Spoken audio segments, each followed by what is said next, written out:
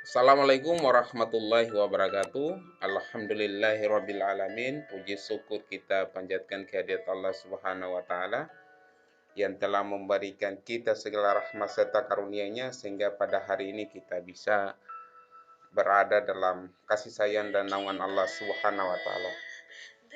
Hari ini saya akan menjelaskan mengenai materi menggali sumber historis, sosiologis, dan politik tentang pendidikan kewarganegaraan di Indonesia.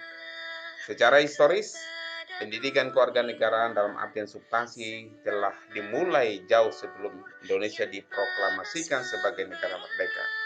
Dalam sejarah kebangsaan Indonesia, berdirinya organisasi Budi Utomo pada tahun 1908 disepakati sebagai Hari Kebangkitan Nasional, karena pada saat itulah dalam diri bangsa Indonesia mulai tumbuh kesadaran sebagai bangsa walaupun belum menamakan diri sebagai negara Indonesia.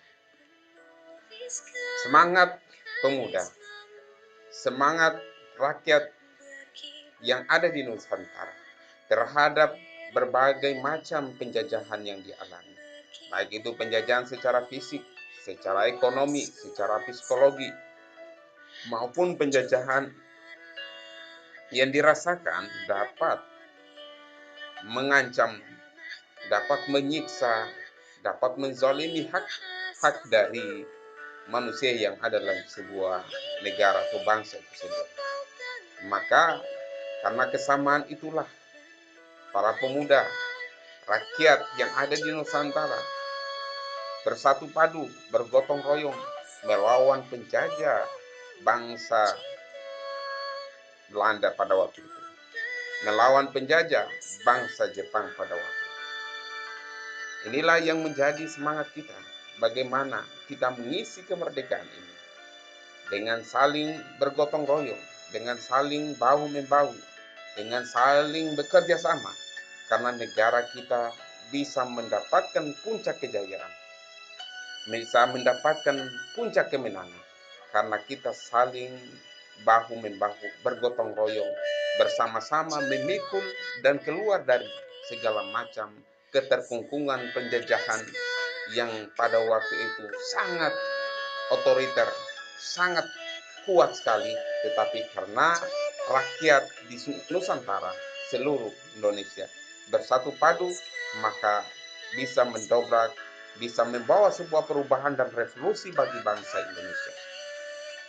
Berdiri pula organisasi-organisasi pergerakan selain Budi Utomo, ada namanya Syariat Islam, ada Muhammadiyah, ada Indis Party, ada PSII, ada PKI, ada MU, dan organisasi lainnya yang tujuannya ingin melepaskan diri dari penjajahan Belanda. Pada tahun 1928, para pemuda yang berasal dari wilayah Nusantara berikrar menyatakan diri sebagai bangsa Indonesia, bertanah air, dan berbahasa persatuan bahasa Indonesia. Kawan-kawanku yang berbahagia pada hari ini, marilah kita merenungkan tentang bagaimana bangsa Indonesia mendapatkan kemenangan dari para penjajah, di mana dengan adanya persatuan organisasi-organisasi yang ada di dalamnya, kemudian semangat dari para pemuda untuk menyatakan diri sebagai generasi yang ingin melakukan sebuah perubahan terhadap kondisi yang ada. Maka disinilah kita perlu belajar dari sejarah. Kalau sejarah telah mengajarkan kita bagaimana para pemuda dan organisasi-organisasi yang ada di dalamnya bersatu padu untuk mendapatkan satu tujuan yang sama, maka disitulah puncak kejayaan akan tercapai. Tetapi jikalau partai-partai, jikalau organisasi-organisasi di dalam dan para pemuda saling berantem, saling memukul, saling menjatuhkan, saling mengadu domba satu sama lain, maka Indonesia tidak akan pernah berjaya. Apa artinya? Bahwa yang kita butuhkan adalah persatuan. Yang kita butuhkan adalah bagaimana kita menyatukan kekuatan kita sehingga kita menjadi bangsa yang besar. Pada tahun 1930-an, Organisasi kebangsaan baik yang berjuang secara terang-terangan maupun diam-diam, baik di dalam maupun luar negeri, tumbuh bagaikan jamur di musim hujan. Semangat untuk menggelorakan kemerdekaan, untuk bagaimana mengeluarkan diri dari segala keterkungkungan penjajahan pada waktu itu. Maka semangat itulah yang diibaratkan bagaikan jamur yang tumbuh di musim hujan. Secara umum, organisasi-organisasi tersebut bergerak dan bertujuan membangun rasa kebangsaan dan mencita-citakan bangsa Indonesia agar merdeka dari penjajah. Indonesia sebagai negara merdeka yang dicita-citakan adalah negara yang mandiri, yang lepas dari penjajahan dan ketergantungan terhadap kekuatan asing dan segala kekuatan yang bisa melumpuhkan bangsa Indonesia dan negara Indonesia. Inilah cita-cita yang dapat dikaji, yang dapat ditelusuri dan dapat diamalkan dari berbagai karya para pendiri bangsa, para founding father Soekarno dan Hatta. Akhirnya Indonesia merdeka setelah melalui proses perjuangan yang panjang, pengorbanan jiwa dan raga pada tanggal 17 Agustus 1945. Soekarno dan Hatta atas nama bangsa Indonesia menyatakan kemerdekaan Indonesia. Setelah Indonesia menyatakan kemerdekaan, melepaskan diri dari penjajahan, bangsa Indonesia masih harus berjuang mempertahankan kemerdekaan karena ternyata penjajah belum mengakui, belum mengikhlaskan, belum melepaskan secara murni dan konsekuen, melepaskan bangsa Indonesia sebagai wilayah jajahannya. Oleh karena itu, periode pasca kemerdekaan pada tahun 1945, pada saat ini bangsa Indonesia telah berusaha mengisi perjuangan mempertahankan kemerdekaan melalui berbagai cara, baik perjuangan fisik maupun diplomatis, perjuangan ekonomi maupun politik, dan lain sebagainya. Perjuangan mencapai kemerdekaan dari para penjajah telah selesai, namun tantangan untuk menjaga dan mempertahankan kemerdekaan yang hakiki belumlah selesai. Profesor Nina Lubis pada tahun 2008, seorang sastrawan menyatakan, dahulu musuh itu jelas, penjajah yang tidak memberi ruang untuk mendapatkan keadilan, kemanusiaan yang sama bagi warga negara. Kini musuh kita bukan musuh dari luar, tapi dari dalam negara kita. Musuh kita adalah korupsi yang merajalela, ketidakadilan, pelanggaran hak asasi manusia, kemiskinan, ketidakmerataan ekonomi, penyalahgunaan kekuasaan atau abuse of power, tidak menghormati harkat dan martabat orang lain, suap menyuap, dan segala perbuatan yang dapat merongrong dan menghancur leburkan negara kita. Inilah yang menjadi musuh kita bersama, agar kita menjadi negara yang besar, negara yang mempunyai kekuatan yang dengan segala macam potensinya dari laut, udara maupun darat. Dari berbagai pernyataan ini tampak bahwa proses perjuangan untuk menjaga eksistensi bangsa negara, mencapai tujuan nasional sesuai dengan cita-cita para pendiri bangsa negara, sesuai dengan cita-cita para founding father, belumlah selesai, bahkan masih panjang, bahkan sampai ratusan atau ribuan atau jutaan tahun yang akan datang, kita tidak tahu. Tetapi perjuangan bangsa Indonesia untuk menjadi negara yang mandiri, negara yang besar, negara yang maju, negara yang superpower ada di Indonesia. Potensi itu ada dari laut, udara, darat, semuanya punya potensi yang sangat baik. Tinggal anak bangsa mempergunakan potensi itu dengan sebaik-baiknya. Oleh karena itu diperlukan adanya proses pendidikan dan pembelajaran bagi warga negara yang dapat memelihara semangat perjuangan kemerdekaan, rasa kebangsaan dan cinta tanah air.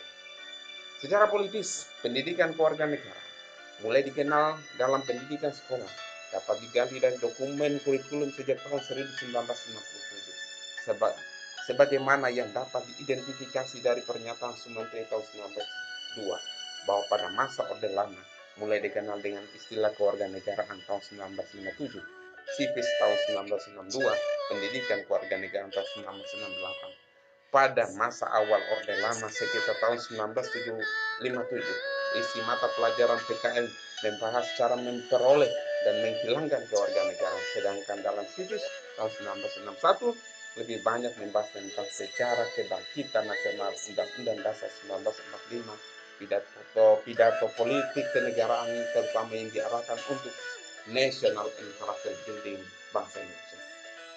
Saudara-saudaraku yang sangat saya hormati, bahwa pendidikan kewarganegaraan semuanya mengajarkan tentang bagaimana kita menjadi warga negara yang baik, dengan belajar tentang sejarah kebangkitan nasional, belajar tentang Undang-Undang Dasar 1945, pidato-pidato politik negaraan, yang dimana semuanya mengarah pada membangun karakter nasional, karakter bangsa, karakter anak bangsa. Inilah yang harus kita lakukan, di mana tantangan zaman selalu berubah. Oleh karena itu, memupuk, meletakkan dasar fondasi bagi anak bangsa agar mereka cinta dengan tanah air, cinta dengan Ibu Pertiwi, cinta dengan bahasanya, cinta dengan budayanya, cinta dengan segala kekayaan yang ada di negara ini, menjadi sesuatu yang mutlak untuk dilaksanakan. Secara yuridis, pendidikan kewarganegaraan dimaksudkan untuk membentuk peserta didik menjadi manusia yang memiliki rasa kebangsaan dan cinta tanah air. Inilah yang harus kita lakukan, di mana pendidikan kewarganegaraan adalah untuk membentuk rasa memiliki bahwa Indonesia ini bukan hanya milik seseorang, bukan hanya milik presiden, bukan hanya milik anggota DPR. Indonesia ini adalah milik kita semuanya, milik rakyat Indonesia, milik pemerintah, milik orang-orang yang ada di wilayah Indonesia, yang menjaga, yang melestarikan, yang mengembangkan potensi kebudayaan dan segala kemampuan yang ada di Indonesia. Inilah yang harus kita lakukan. Sejak kemerdekaan Indonesia sampai hari ini, kita masih diperhadapkan dengan berbagai masalah bangsa, di mana masalah bangsa itu selalu menjadi momok, selalu menjadi setan yang melingkari para pejabat, yang selalu menyerang mentalitas para pejabat, sedangkan rakyat menjadi korban dari rusaknya mentalitas para pejabat. Pendidikan kewarganegaraan bukan hanya untuk warga negara, tapi bagi para pejabat negara yang harus cinta terhadap bangsa dan tanah air ini. Kalau mereka mencintai tanah air ini, tidak akan mungkin merusakkan tanah air ini, tidak akan mungkin melakukan korupsi hanya untuk mementingkan kepentingan diri sendiri dan mengabaikan kepentingan orang banyak atau kepentingan bangsa dan negara. Itu saja yang bisa saya berikan, semoga dapat memberikan manfaat buat kalian. Saya tutup dengan billahi taufiq wal hidayah. Assalamualaikum warahmatullahi wabarakatuh.